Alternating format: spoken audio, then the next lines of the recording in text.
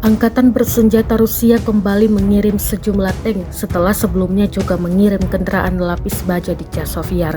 Rekamannya beredar di Telegram pada Senin 29 April 2024. Dalam keterangan unggahan disebutkan militer Rusia menyerbu posisi angkatan bersenjata Ukraina di dekat Chasiv Yar.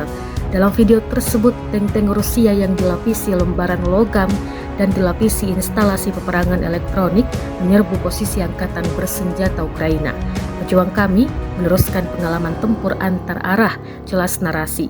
Drone pengintai Rusia merekam dahsyatnya tembakan demi tembakan yang diluncurkan tank Rusia ke arah pertahanan Ukraina.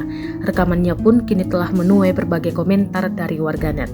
Diketahui pula, Selasa 30 April 2024, perang antara Rusia dengan Ukraina telah berlangsung selama 795 hari sejak serangan pada Februari 2022.